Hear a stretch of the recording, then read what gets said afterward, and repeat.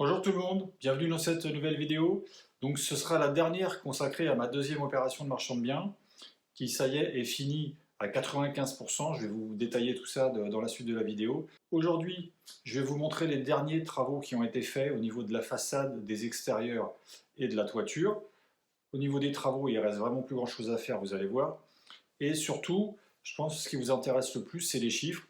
Donc, comme la dernière fois, je vais vous faire un bilan chiffré détaillé de mon opération, que ce soit en termes de chiffre d'affaires ou de dépenses. Donc, je vais absolument rien vous cacher.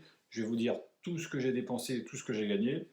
Mais surtout, soyez bien attentifs au niveau des dépenses, parce que si vous avez envie de vous projeter à un moment donné sur une opération de division de bâti, il est important de savoir comment j'ai dépensé mon argent, combien ça m'a coûté. Donc ne zappez pas trop vite jusqu'au résultat final qui est mon bilan chiffré, qui est ma marge, parce que vous allez rater beaucoup d'informations.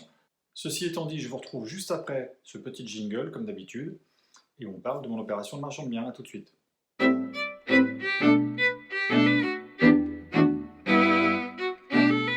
Donc nous voici donc devant la maison.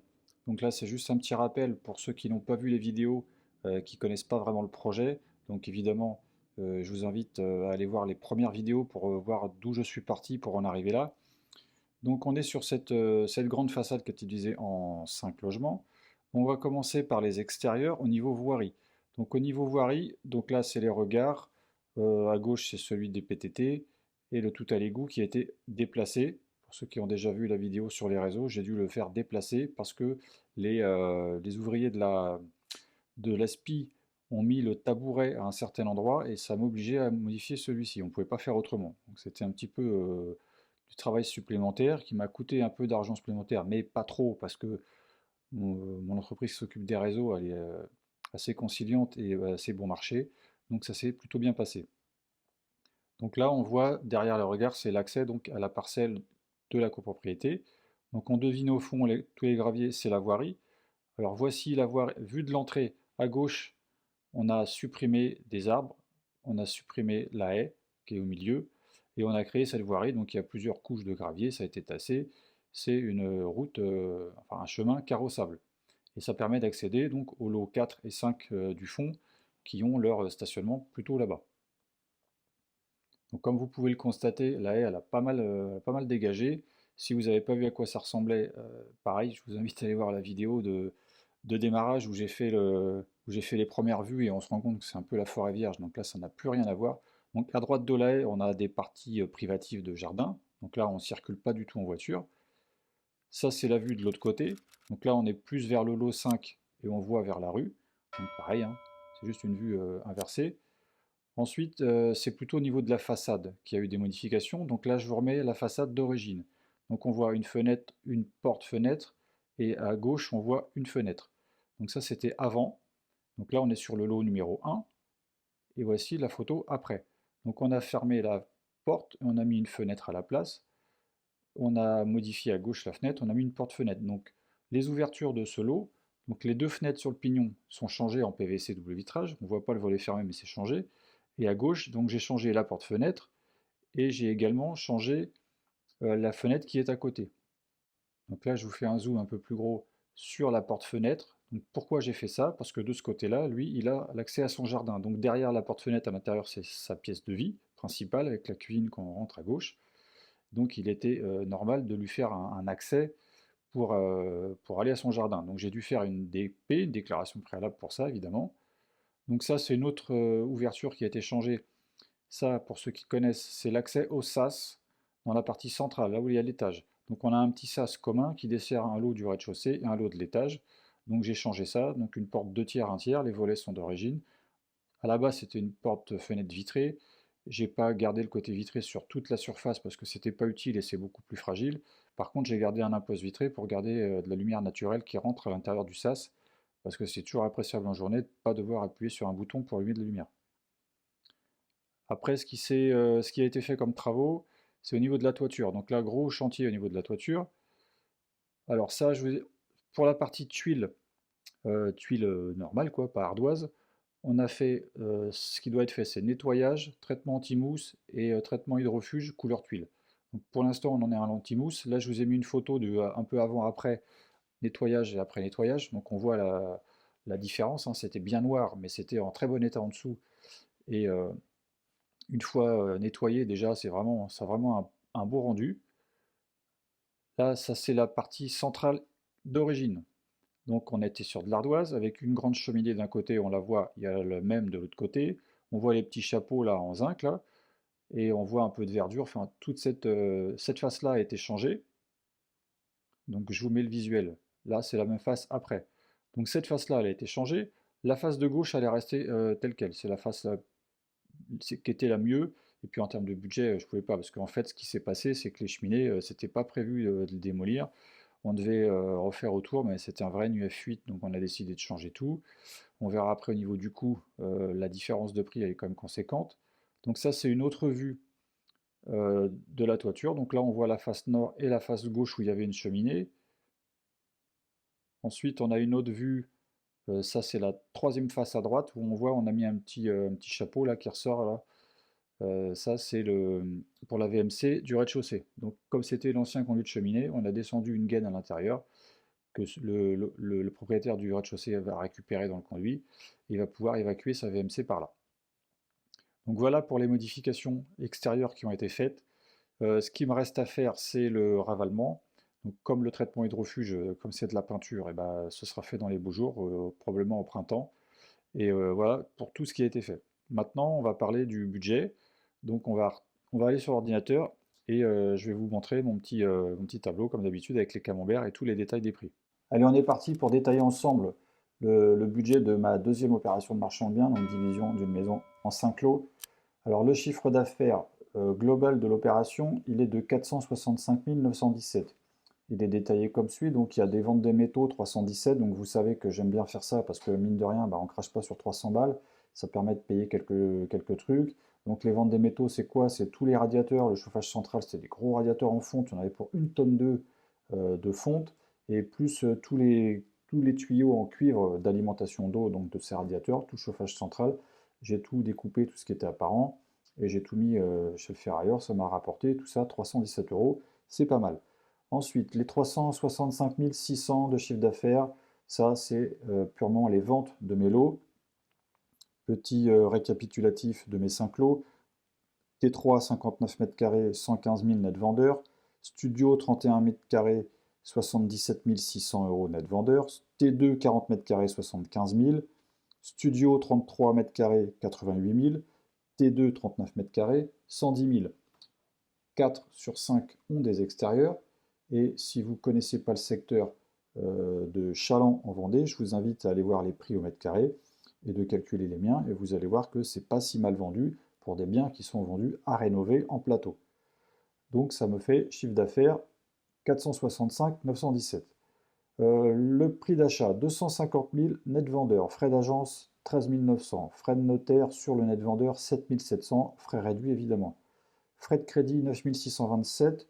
Il faut savoir que sur l'offre de la banque, j'avais des frais de crédit de 13 000 euros. Mais ça toujours pour l'ensemble de l'opération si vous allez jusqu'aux 2 ans de crédit. Moi, j'ai arrêté avant. Donc ça m'a coûté 9 627 en tout. Prorata taxe foncière, vous connaissez. 523, j'ai acheté au mois de mai, sachant que c'est issu déjà d'une division de terrain pour ceux qui m'ont vendu. J'ai payé qu'une partie. Frais d'immatriculation copro 1200 euros, ça c'est un acte notarié. C'est quand le géomètre a fait la copro, il a créé, on envoie tout ça au notaire qui lui doit enregistrer la copro au registre national des copropriétés. Ça coûte 1200 euros, enfin ça m'a coûté 1200 euros. Les assurances 378, ça c'est tout ce qui est PNO. Facture d'électricité 49 euros. J'ai pris un compteur électrique, enfin j'ai pris un abonnement électrique pardon, pour démarrer mon chantier, évidemment.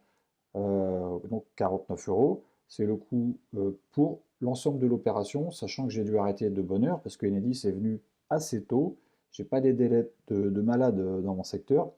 Ce qui fait que quand ils sont venus, bah, quand ils sont repartis, surtout, j'avais plus d'électricité. Donc j'ai dû finir les travaux avec un groupe électrogène. L'eau, 156 euros, donc pareil, abonnement, consommation, mais là c'est pour l'ensemble du chantier. J'ai vraiment résilié l'eau au moment où j'ai vendu le premier lot. 11 200 ravalement de façade, ça comprend le traitement des fissures, le nettoyage complet anti-mousse et couche de peinture. Sachant que la peinture, ça ne va pas être fait tout de suite, on va faire ça, comme je vous disais plus tôt dans la vidéo, au beau jour. Enedis, 6 650 €, la pose de 5 compteurs et l'enlèvement du poteau électrique existant qui alimentait la maison. La VRD 8850, ça comprend la voirie qui a été faite en gravillon, là, qui dessert les lots 4 et 5, je vous ai montré ça en photo. Ça comprend les tranchées pour le tout à l'égout et pour passer les gaines électriques, enfin les fourreaux pour l'électricité et les télécoms. Plus la pose des regards au bord de la rue et tout un tas de trucs, 8 850 €. Tout ça par deux intervenants, mon intervenant principal et la SPI pour laquelle on ne peut pas faire autrement. Et ça, c'est quand même posé le tabouret en fait. Toiture tuile, 4575, ça comprend le nettoyage, l'antimousse et le traitement hydrofuge qui n'a pas encore été fait, mais tout est payé. Donc vous avez vu la différence en termes déjà du nettoyage, donc c'est plutôt pas mal. Et il y a évidemment le changement de quelques tuiles cassées éventuellement sur la façade existante, sur la toiture existante, pardon. La toiture ardoise, donc je vous l'ai dit, on avait prévu de changer une face, on en a changé 3. J'avais un devis à 7500, je me retrouve avec une facture à 15 459. Enlèvement des deux cheminées, réfection et enfin réfection, remise à neuf de 3 faces sur 4. Ça coûte quand même assez cher. Le géomètre 3522, le géomètre il m'a fait quoi? Il m'a fait l'état descriptif de division, il m'a fait le règlement de copropriété, il m'a fait les diagnostics CARES. 3522 pour tout ça. L'électricité, 501 €. J'ai pas fait venir d'électricien, c'est juste l'achat et la pose des gaines GTL par moi-même. Ça vaut 100 balles une gaine GTL. Donc, je sais pas pourquoi j'ai 501, je devrais avoir 500, enfin bref. Hop, corriger ça. Hop, voilà. La menuiserie 6576, ça c'est la pose des ouvertures extérieures. Donc vous avez vu, porte de sas, porte-fenêtre, fenêtre, machin, et les volets sur la vidéo ne sont pas changés, mais ils sont en commande, on a des problèmes d'approvisionnement. Le placo, 500 €, c'est moi qui l'ai fait, donc c'est que de l'achat de matériaux. C'est fermeture des portes qui communiquaient entre les futurs lots, et deux, trois bricoles comme ça, c'est pas grand-chose. Le DTG, diagnostic technique global, c'est fait par le diagnostiqueur et obligatoire quand vous faites une copropriété. Ça m'a coûté 900 €, ça coûte à peu près 1000 balles. J'ai forcément, moi, le diagnostiqueur, à force de le faire travailler, j'ai un petit peu de remise. Et puis, en fait, ça permet aux acquéreurs de savoir ce qu'ils achètent comme bien, déjà pour leur appartement et surtout pour l'ensemble de la propriété, donc la toiture, l'état, la charpente, les murs. Il détaille tout. S'il y a des trucs à faire, il dit quoi faire, combien ça va coûter et dans combien de temps il préconise de le faire. Voilà, c'est une carte d'identité un peu du bâti. Les diagnostics, donc ça a été fait par le même diagnostiqueur. Donc là, on a les termites pour les 5 lots, le tout à l'égout, mise en diagnostic conformité du tout à l'égout. Voilà. Et vu que c'était neuf, il a fallu que je le fasse passer, donc ça ne dure pas longtemps, hein. Voilà, en quelques heures c'était fini. Avec la petite remise, j'en ai eu pour 653 €. Vendéo, donc là c'est gros chantier. Vendéo, c'est là en fait ils ont fait un raccordement à la rue et ils vont prolonger l'alimentation d'eau jusqu'au logement, enfin jusqu'à devant les logements, donc ils ont fait des tranchées des deux côtés. Ils ont posé les regards pour poser les compteurs ensuite. Et puis c'est tout, et ça m'a coûté 11 374 €. Donc c'est très compliqué de les avoir, ils ont des délais de malade, et en plus ça coûte un bras. La maçonnerie, 2 926 €. Ça comprend la fermeture de la porte-fenêtre en fenêtre sur le pignon. Ça comprend également, et puis l'enduit évidemment extérieur. Ça comprend les tableaux de l'ouverture. Il y avait une fenêtre, on a fait une porte-fenêtre. C'est moi qui ai cassé le bas. Par contre, c'est le maçon qui m'a fait les tableaux propres. Il m'a fait aussi les seuils propres pour qu'avec les dimensions du menuisier qui était passé avant, ça puisse se poser correctement. Et il m'a fait aussi le seuil pour la porte du sas. Tout a été vraiment très bien fait. Quand les menuisiers sont arrivés, ça rentrait pile poil, pas d'ajustement, tout était parfait. Taxe raccordement à l'égout. Alors ça, bon bah vous connaissez sûrement, hein. Alors ça, 4320, c'est pas pour un lot, c'est 1000 et quelques pour un lot, sauf que moi, ils m'en ont compté 4. Alors pourquoi 4 et pas 5? J'en sais rien. J'imagine que c'est parce qu'il y avait déjà un lot existant, même s'il n'était pas raccordé, et que j'en ai créé, entre guillemets, 4 supplémentaires. Ils m'ont facturé les 4. Donc 4 fois la taxe, ça fait 4320. Je vous avoue que je ne vais pas chercher à comprendre pourquoi c'est 4 et pas 5. J'ai pas envie de payer 1000 et quelques balles de plus. Les télécoms, 3982.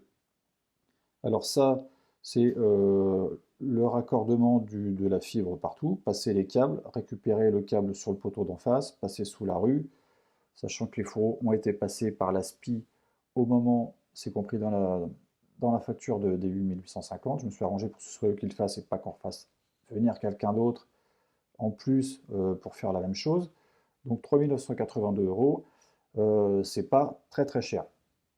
Déclaration préalable, 420 euros, c'est une dessinatrice indépendante qui m'a fait ça, impeccable, sachant que moi j'avais commencé, je l'ai déposé une fois, ça a été refusé, les pièces complémentaires n'allaient pas, donc je lui ai donné le dossier, elle a repris ça, et le premier passage en mairie, c'est passé nickel.